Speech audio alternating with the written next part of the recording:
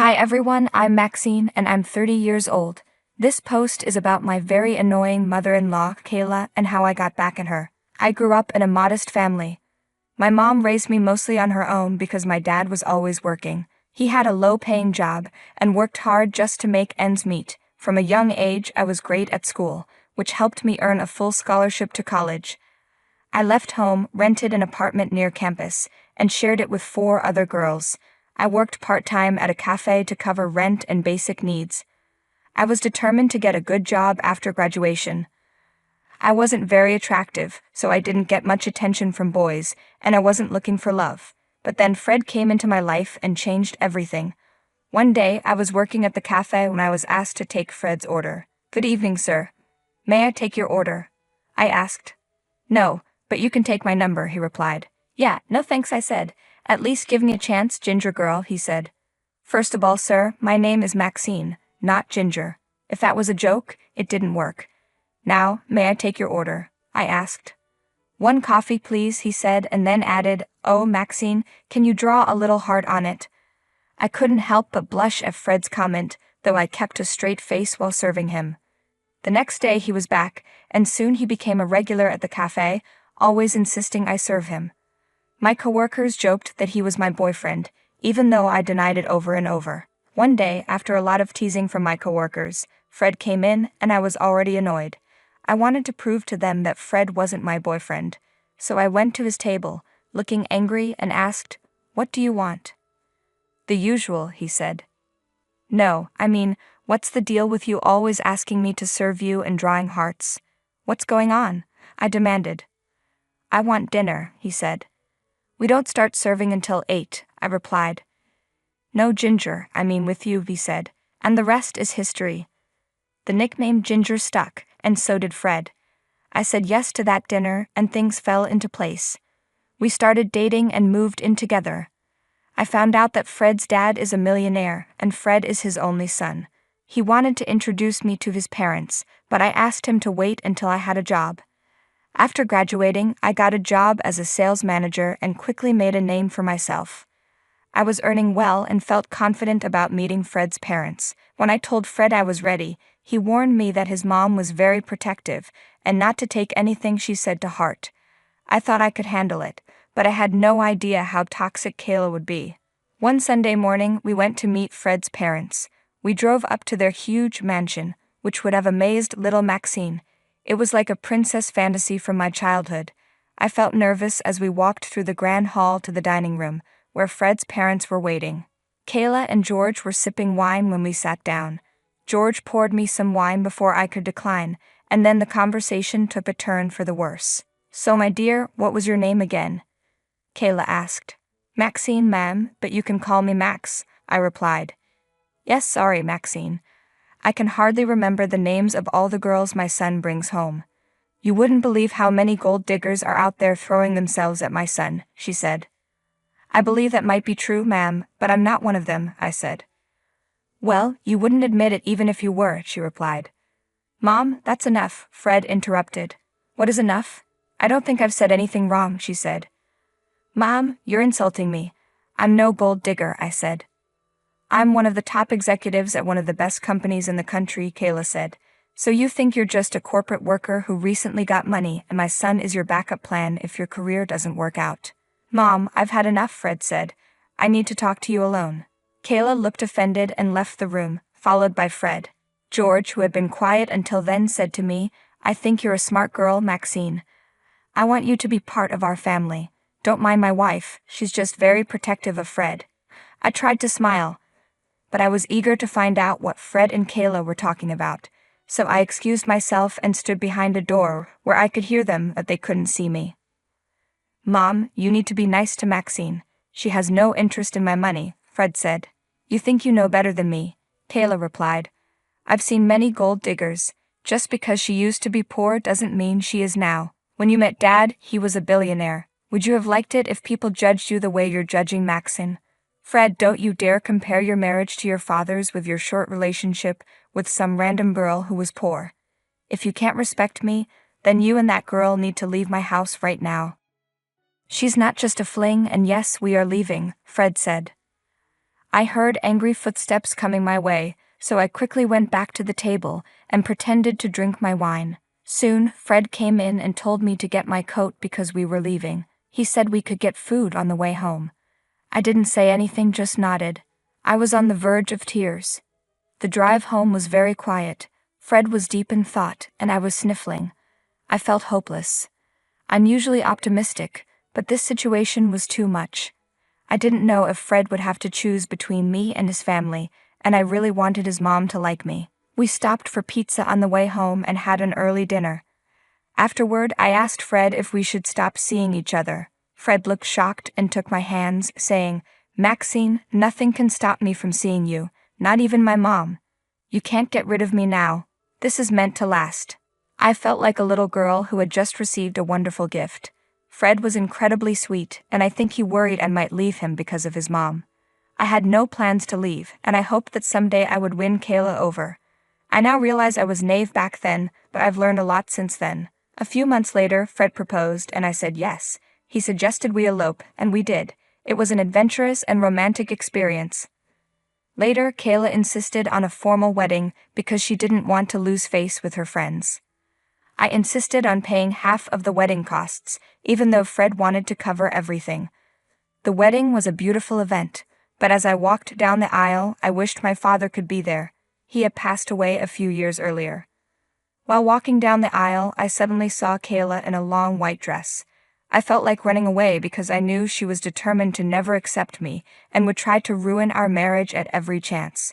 But then I saw Fred's smiling face and went through with the wedding. Throughout the ceremony, Kayla did everything she could to make me feel left out. She wanted family photos without me and made sure Fred and I didn't sit together at the reception. She also talked badly about her so-called friends behind their backs, criticizing their appearance and pretending to be nice in front of them. I was shocked at how two-faced she was. She seemed obsessed with everyone's jewelry, dresses, and looks, and tried to outshine everyone, including me, the bride.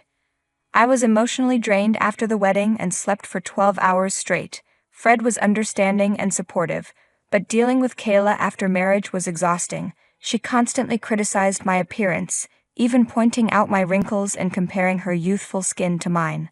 I dreaded her visits and tried to stay at work longer to avoid her, but she used that against me too, saying I was neglecting Fred for my own selfish reasons.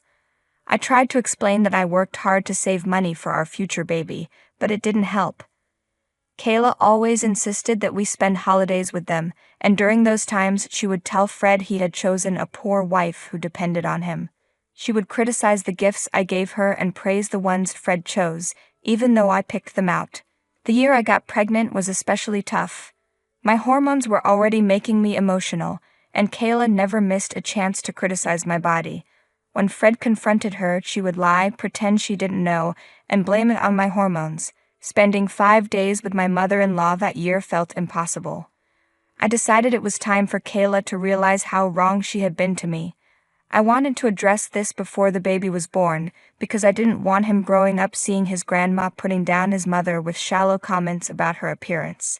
I didn't want him to develop a shallow mindset like hers. So I took matters into my own hands. I started spending more time at the Pearson mansion, putting up with Kayla's jabs as part of my plan for revenge. I pretended it was because I wanted our child to have a strong bond with his grandparents. During this time, George was very kind to me, bringing me fruits and chocolates, and he would often organize parties for the kids on the days I visited. Kayla used these parties as excuses to avoid sitting with me. Kayla would loudly complain about me to her friends, calling me the worst. But whenever any of them went to the bathroom or left early, she would criticize them too. I used this to my advantage. I made a note of their names and the nasty things she said about them.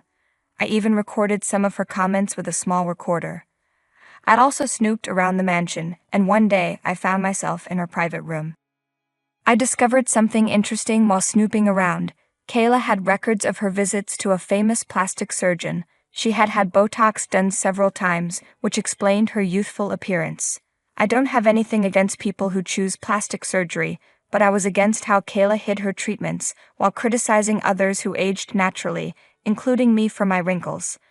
I documented everything carefully, preparing for my doomsday moment. That year, I decided to give Kayla a parrot for Christmas, a smart and intelligent bird that could mimic sounds and learn quickly. On Christmas Day, Fred and I took the parrot to the Pearson mansion for the Christmas dinner. Kayla had insisted on having a baby shower for me on Christmas. When we arrived, all of Kayla's friends were already there, and George was nowhere to be found, so Fred went to look for him. It was just me, Kayla, and her friends. They exchanged knowing looks and laughed at some inside joke. They started bringing out their gifts for me and making snide remarks. Kayla and her friends were discussing how I should be a stay-at-home mom and what I should use on my face to prevent wrinkles. Then it was time for me to give Kayla the special gift I had brought. I handed her the parrot, and everyone seemed impressed at first. But then something unexpected happened. The parrot started talking. It repeated Kayla's comments about her friends and made fun of their appearance. It said things like, "Did you see Linda's stomach in that dress? It's ugly, and Jenny's dress is horrible." Kayla tried to catch the bird, but it flew up to a high cupboard and continued repeating her comments. It even said things like, "Kayla gets Botox and is ashamed of aging, and Kayla is a liar and two-faced." Kayla was upset and demanded I take the parrot away, but I told her the parrot was just mimicking what it had heard. I suggested she might want to start seeing the good in others instead. I looked around and everyone was shocked. Their faces were red, and one by one, they grabbed their coats, slammed the door, and left. Kayla sat on the couch with her head in her hands. Then she looked up and said, "You did this. You ruined my image, my reputation, everything. How will this ever be fixed?" I told her, "It's not me who ruined your image. If you can't face people now, that's your own fault. Fix yourself, and things will get better." Kayla yelled back, "Don't lecture me. You're after Fred's money, aren't you? I'll make sure you don't get a penny." The parrot continued to mimic her comments, saying, "Kayla is a gold digger. Kayla is a hypocrite."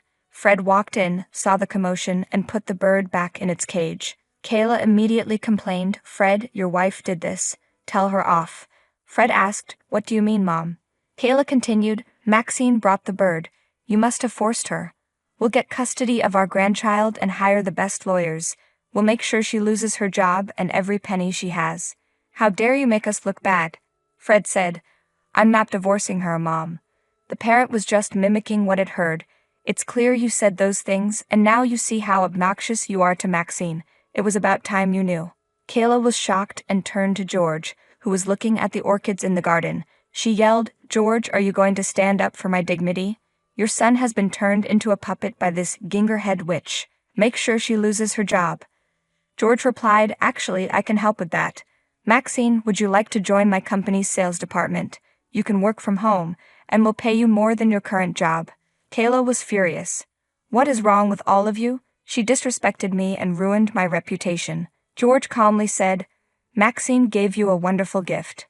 How you choose to handle it is up to you." George asked, "Do you think we have a strong case against Maxine?" Fred said, "I'm not sure." George then turned to me and said, "So, Maxine, what do you think of my offer?" I responded, "I would love to take up your offer, George." Kayla looked furious and kept glancing at me, George, and Fred. I had tears in my eyes, but they were tears of happiness. I asked George if I could call him Pops, like I called my own father. He hugged me, and I felt truly blessed.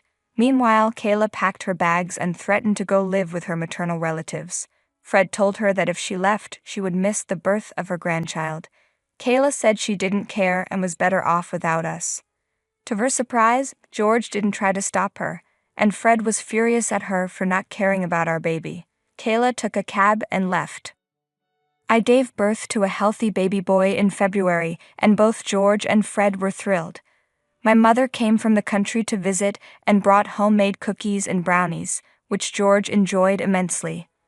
The month was filled with happy memories as we celebrated George Jr.'s arrival. In mid-March, Kayla returned when she realized she couldn't pay her credit card bills.